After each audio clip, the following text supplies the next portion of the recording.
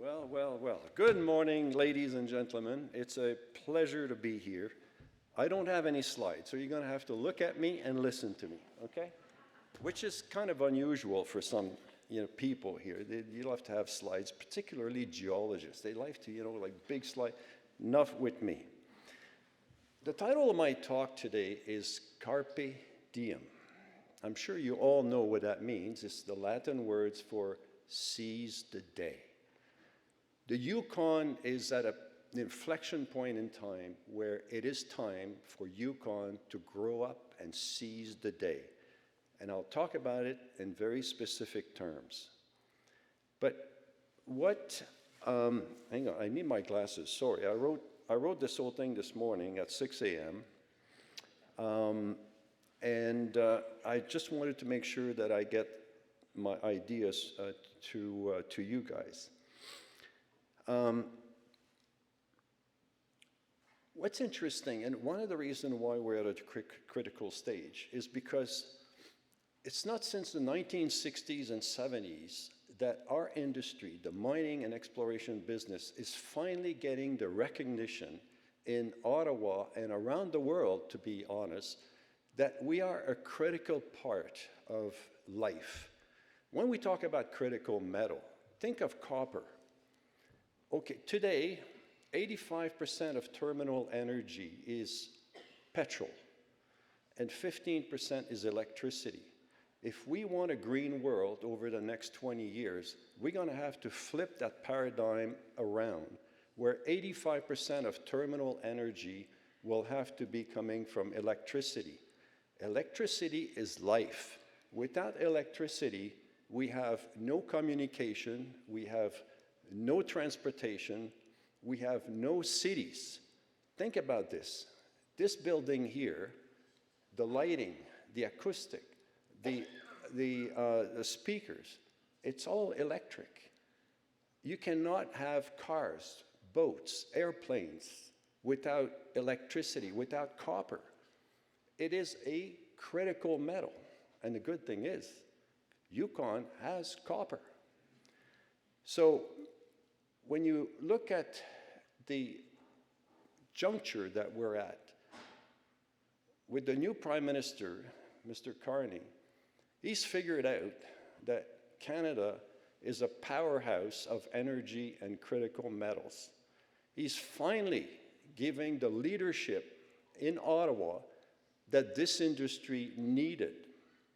And he's investing in the industry. Not only he's created an office of project management, which is badly needed. One is needed right here in the Yukon.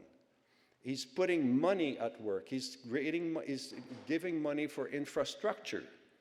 We haven't seen that in 50, 60, 70 years. It's absolutely amazing. So from that perspective, the industry is at a critical juncture, and even more so in the Yukon. I say gold is also a critical metal for a very different reason, and it has to do with the financial system. Today, there's two things happening with gold. We all know that it's today like $4,000. You say, well, can that last? It's a good question. Can it? Because not even 2 years ago, it was like $1,800, now $4,000. Can it go higher? Yes, it can. Will it? I will bet on it. But there's a time window that this applies where, again, you have to seize the day. Gold is where it is today for, as I said, two reasons. One, I call it the remonetization of gold within the architecture of central banks' reserve. What's happening in particular is that China is getting tired of getting kicked in the nuts by the United States, and they've decided that they were going to recreate the Bretton Woods Agreement of the 1940s, the agreement that created essentially the dollar as the reserve currency. And at that time, the US dollar was backed by gold. So any central banks who accumulated dollars could show up in Washington and say, we'd like gold instead of your dollars. And in 1971, that window was shut by President Nixon because all of a sudden, the claim on the gold that they had were far above what they could offer. And why? Because of inflation. Well, today, we're seeing exactly the same thing. And what's happening is that China just opened, through ICBC, their largest bank, they opened a 2,000-ton vault in Hong Kong. And any central banks associated with the Chinese can come and exchange their yuan for gold. They are recreating the Bretton Woods Agreement. But to do that, you need gold. So if you look at the central banks, they are buying today at least a third of all yearly production of gold. And it's probably more than that. Because China, they report, the central banks report what they buy, but the other agencies of the government don't. And there's a widespread belief, supported by some secondary evidence, like, the banks like to buy the 4,000-ounce gold bar. And when you look at where they're going, from London, a lot of them are going to China, in particular, to Shanghai. Well, when you do the math, it doesn't add up, in a sense that there's a lot more gold going in than what is reported. And as well, China is the largest gold producer in the world, over 450 tons a year. We don't know where their production goes. How much of it is going to the central banks? So there's a massive amount of gold that is being bought by China. And I'll tell you kind of a funny story. When I became chairman of the World Gold Council in 2003, I had two goals. I said to my president, my first goal is to make gold a currency that we can trade as good as the US dollar, that anybody can buy, sell 24 hours a day, 7 days a week. How are we going to do that? We're going to create a gold ETF. Wow. And we did. And today, it's got something like 1,000 tons of gold that is owned by the public. You can buy, sell anytime, at all time. The second goal was I wanted central bank to start buying gold, because in the 1990s, central banks were selling gold. So I said, our first central bank is going to be China. They've got $3 trillion of US dollars in their reserve. It's about time they start diversifying. So we make an appointment with the central bank Chinese president. We go, and we're very well received. And we give them a whole explanation why they should buy gold. In 2003, gold was $350. The year before, gold reached the lowest level, $250. And at the end, I said, well, Mr. President, are you going to buy gold? No. Why? Too high. Yeah, but 250 is like the absolute low. No. Okay. So guess what? 2004 comes around, gold is $450. I say to my president, we're going back.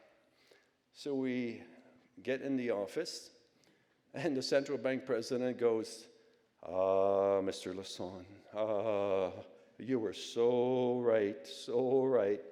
So we do the presentation, and at the end, are you going to buy? No. Why? Too high. Yeah, but next year it's going to be like, $100 higher. No. And I tell him what? No. Guess what? 2005 rolls around, gold is $550. We go back. Same thing. Mr. Lassonde, you were so right. And we go through the presentation. Are you going to buy? Nope, too high. Well, guess what? They started buying in 2015 when gold was $1,500. It takes time to do anything in China. But since then, they've been buying with revenge. And what's happening is that the US dollar reserve of central banks is coming down. Back 20 years ago, it used to be 92% of all the central banks' reserves were dollars, US dollars. Well, today, they're down at 58%, and gold is going up. So the value of gold as a currency is going up. And the other reason is debt, global debt. If you look at the United States, back in 1980, when the gold price hit 850, the total debt of the United States was $908 billion. Today, it's $38 trillion with a T. Think about this. It's gone up over 38 times when the economy has only grown 3 times. But the problem is not just with the US, it's with France, it's with Italy, it's with Germany. None of the Western economic countries can afford the entitlement programs that they put together in the 1960s and 70s. When they put them in place, you had 3 workers for 1 retiree. Today, it's almost 1 for 1. 80% of medical costs is incurred in the last 2 years of someone's life. All the countries in the G20 are getting older and older and older. In Japan, something like 30% of the population is over 65 years old, and I think something like 5% is over 100 years old. I mean, it's unbelievable. And this is where we're all going. So when you look at that, governments have no good choices at this point in time, because what can they do? They can cut services, raise taxes, default, or create inflation. If you're a politician, are you going to go to your electorate and say, I'm going to cut your benefit, I'm going to raise your taxes, and vote for me? Is that a winning proposition? No, not a way, not a chance in the world. So what do? Silently? They create inflation, which is a tax on the poorest and the middle class. That's what it is. Inflation is a tax on the poorest segment of your population and also on your middle class, because they have no way to escape. The wealthiest, they can always find a way out of it. They're not going to get touched anywhere near as much. And unfortunately, this is what's happening in the US today and in Spain. In fact, I tell people, President Trump has been God's gift to gold by a mile. And as long as he's in the White House, bet on gold, okay? Like 100%. Everything that he's doing, whether it's tariff, whether it's creating havoc, like everything he's doing favorize gold. So as far as I'm concerned, and I'd like to ask a question, how many of you were around in the 1970s, like from 1971 to 1980? Raise your hand. Okay, there's quite a few. So you know that, well, Chuck, you could raise your hand, but not you, Ira, okay? You know very well that in the 1970s, inflation just ripped, okay? It went from 2% to 4 to 6 to 8 to 10. I remember in 1981, I had 3 mortgages, and on average, they were at 16%. Think about this. It was brutal. It was absolutely brutal.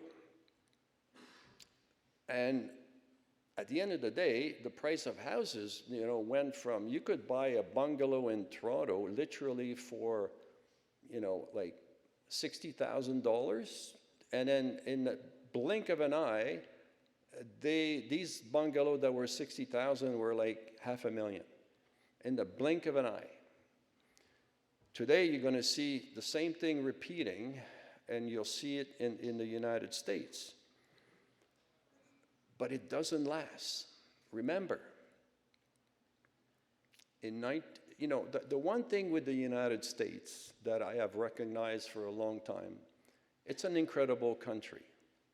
And it has this ability to walk right up to the edge of the abyss, stare right down, and walk back. And this is what happened in the 1970s, 80s. In 1981, President Reagan took office. Volcker took charge of the Federal Reserve, jacked up interest rate to 16%, killed the economy, killed inflation, and set up the US economy for 20 years of incredible growth after that. But what happened to the gold price, it went down from $850 to $450 for a while, and then $350, and then by the end of the 1990s, it was down at $250. So there's a time for everything, and it's one of the reasons why, again, I say carpe diem. But what it did do, so from 1971 to 1981, the gold price went from $35 to $850, a 25 multiple. If you take $250 in 2000 as the bottom, and you multiply by 25, you get 6,000. Could the gold price go to 6,000 over the next 3 years? Yeah, I think it's possible. I wouldn't bet against it. In fact, I'm on the record at a previous conference about a month ago, I'm on the record of saying that I believe you're going to see gold at $17,250. And I know that you're going to look at me and say, he's completely mad, okay? It's completely crazy. I'm used to that, but I'm used to being right as well, okay? I think you will see that, but it's not going to last. So there's a time. The stars for the Yukon are aligned, and the time is now. And we are very fortunate in my family office and with Trinity to have been able to purchase the coffee project from Newmont. This is a project that, one of the discoverers here with us today, Ira, that is almost 20 years old. It was discovered, if I'm correct, somewhere around 2006 to 2009. It's been in permitting for 10 years. 10 years. Do you want to know what kills mining? There's two things that kills mining. The two things that kills any project. One is CapEx, capital expenditure, because they tend to grow, and if they're not managed properly, they will kill you. But the other one is time. Because you can take a project that's worth 10 billion, 50 billion, discount that project at 10% for 10 years, what do you get? Zero. Bubkiss. How can you finance anything if your company is worth zero, but you have a project worth 10 billion or 50 billion? Time is a killer, particularly for our industry. And it is important. And, I've said it to the mines minister in Ottawa, I've said it to Mr. Carney, I've said it to anybody who wants to listen. If you want mining to work for you, you have to respect time. You have to be able to, grab the time and give the mining company, give the explorer, the geologist, the time that they need, because time is money. And without it, we're dead. So it's time for the Yukon to really think about this really hard and move on. The coffee project is a generational project. It's one that I'm told has broad support in the Yukon. It's a project that is a generational because it will be here producing for 25, 30, 40 years, I believe. it already has an inventory somewhere around 5 million ounces. Well, if it has 5 million ounces of inventory, I can tell you it's going to be at least 50% to 100% bigger. And if it is, it's a 40-year project. The impact on the Yukon economy, and this is just one project, at $2,500 gold, far from 4,000, it's going to pay over $500 million in taxes. At today's gold price, it's over $1 billion. If you add the other projects that are in permitting right now in the Yukon, within 5 years, get this, it would make the per capita GDP of Yukon the richest in Canada. The richest. But you have to have the will to seize the day and make it happen. If you don't, the time will pass you by. And you're going to find yourself down the road, I wish I had done it. You know, it reminds me of when the oil price went to $120, $140, and then it crashed down to like 30. I remember being in Texas, and there was a pickup truck with a bumper sticker that said, "God, please give me another bull market. This one, I will not waste it." Well, you are in a bull market right now. And I believe it's going to last for another 3 to 5 years. Seize the day. Don't waste the time. Make it happen. I think that the Yukon, you know, is at a turning point. And if you look at infrastructure, roads and power is what this industry needs the most to make it happen. And it has to be a cooperation between everyone involved.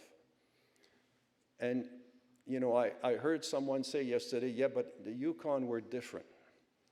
Well, I just finished reading a book called The History of Everyone Who Ever Lived. Okay? It's a page turner, but, you know, it's 500 pages, pretty thick. Believe it or not, in the history of humankind, there's been 109 billion human on this planet. And those 109 billion, we all have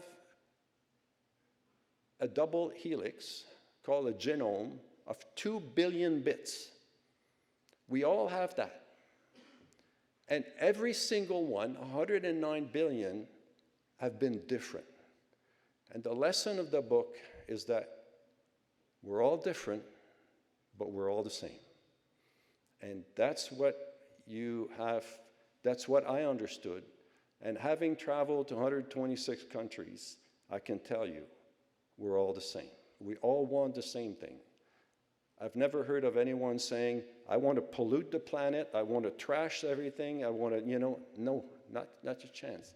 We all want our kids to succeed, we all want the planet to be green, and we all want to leave a better world. I certainly do, and, you know, I think I've done a fair share of it, and over the next 5 years, I think the Yukon can create the kind of wealth that will make the Yukon the shining province of Canada. Thank you very much.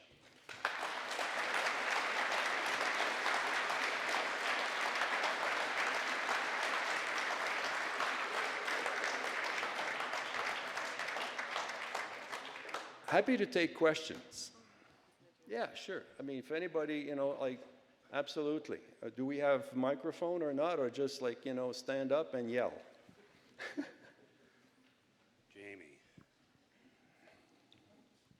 Pierre, thank you very much indeed. Jamie Strauss from Digby. The Lassonde curve basically says value starts increasing from the bottom of the dip as you go through development. 83% of all projects go over budget and beyond time, as you've just so beautifully presented.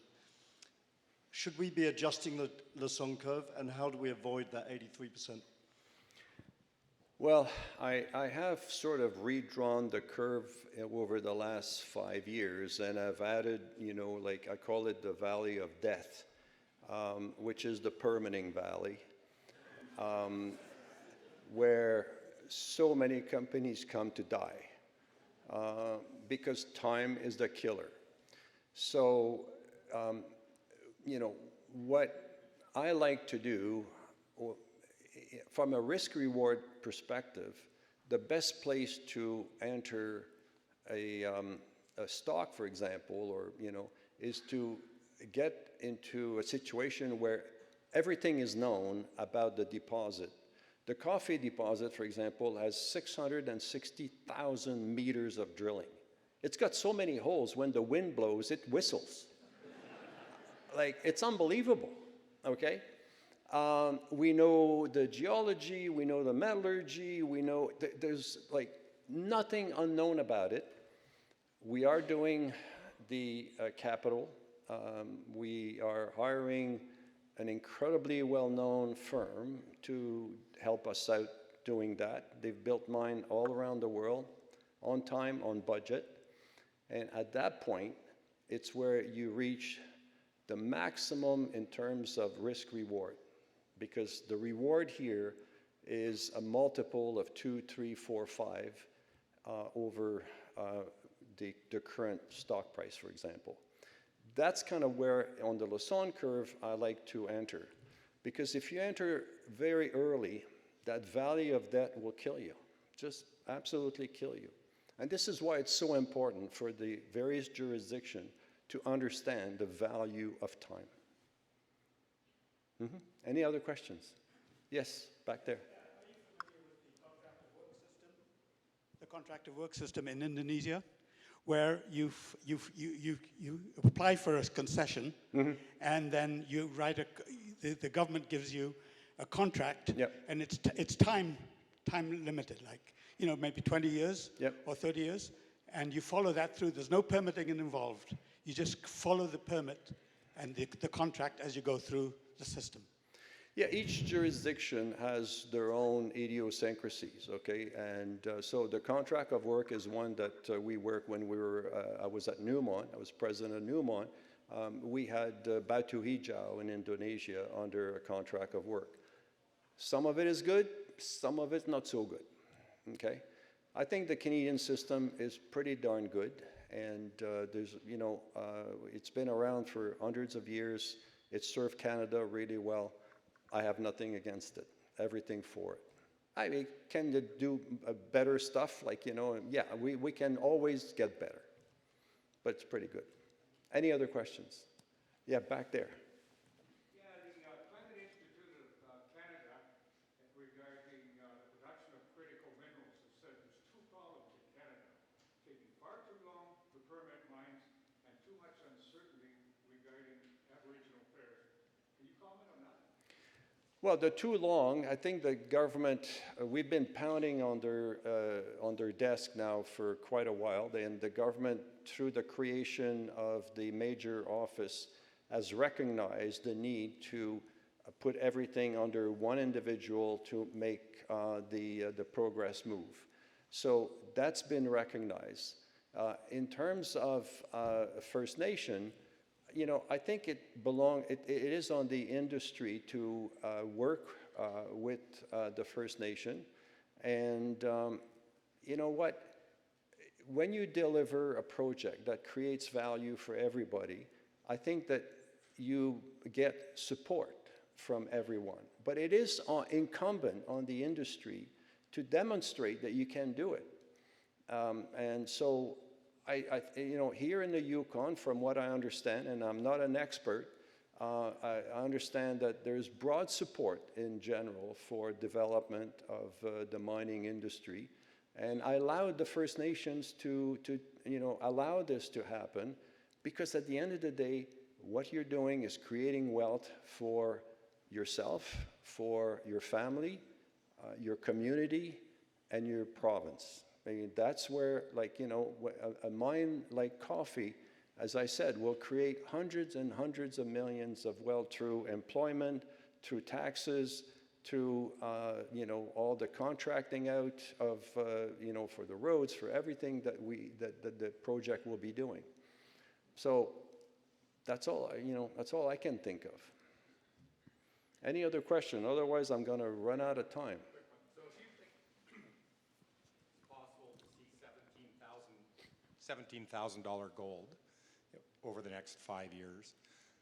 Where do you see the US and the US dollar in 5 years? When gold hits 17,000, if it does, it paints a pretty ugly picture, I think, for where we could be in the Western world. You know, I've heard the same comment given. I was in Zurich on Monday giving a talk, and some of the speakers were saying, like, you know, be careful what you wish for, because if gold goes to $17,000, will the world look like? Well, I go back to the 1970s, and I go back to 16% mortgages. Let me tell you, it was not fun, okay? But we survived, and someone came in, killed inflation, and we returned to normal. Will that happen? Not under Mr. Trump. Forget it, okay? So that's why like, the 3 years is good, okay? What happens then in 2028 when Mr. Trump cannot run again for president is unknown. That's one of the unknown unknown. Will there be someone coming up to save the nation? They will stare at the abyss. Will there be someone to walk it back? I hope so. But otherwise, it could get worse, in a sense that you're going to create raging inflation, and raging inflation is not good for 90% of the people. It's the best way to destroy a nation is inflation. If you look at, you know, again, I'm a student of history. What killed the Roman Empire? It's inflation. The emperor, and in 180, I think it was, oh, hang on, I can't, Diocletian. It was Diocletian who let inflation run wild because he wanted to build, it was pane e vino, okay? He had the games in the forums, it was all free, and he had free wine for the people and free bread, but that cost money, so he started to clip coins. And he devalued the currency over a 20-year period, and when you don't know what your currency is worth, nobody wants it. And that's how you kill a great economy. So will we see that? I have faith in the United States. I think that they will find someone that will turn them around. I do. You know, for a couple hundred years, they've done the right things. So I do have faith. Yes, way back there. Yeah, so I was looking at the numbers yesterday, and I think the Yukon in the last year, Explorer close year, have raised somewhere in the order of $2/3 of $1 billion for exploration and early stage development. And we're looking at probably an order of magnitude bigger than that should the 4 or 5 big projects that are sort of well known right now go ahead. And yet this is a population of roughly 40,000 people where you're drawing from a relatively small talent pool. And you talked about the importance of permitting, of seizing the day. And at the same time, I feel like we're in a situation where our government is drinking from fire hose as far as the amount of development that is coming down from the path. And so how does an industry interact with a government like that that's doing its best, they're trying, but they just don't have, the territory doesn't have the Yep. manpower to handle it? I have seen the same situation time and again when I was at Newmont operating in various jurisdictions.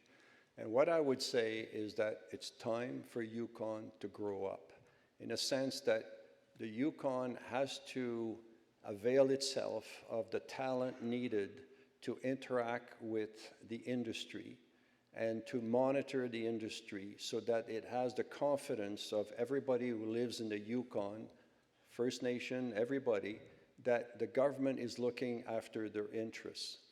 And to do that, you need quality individual. And if you go to Australia, you know, in Australia, what's interesting is that the regulators are there to help you. They're not there to hinder you, they're there to help you. When you go to the regulators, they go, what can we do to help you? It's a completely different attitude. And they also monitor you, and they come and say, well, you know, like this year you could do a little bit better. Over there, like, you know, you forgot about this. but they're not there to impede you. They're there to help you.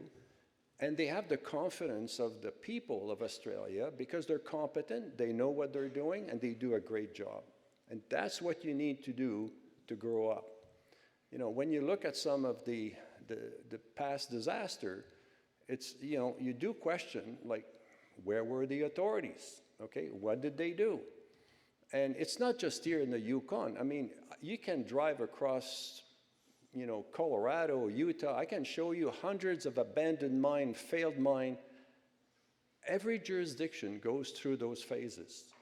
Again, the time is now for the Yukon. That's what I would say. And with that, ladies and gentlemen, thank you for your time, and I have a great conference.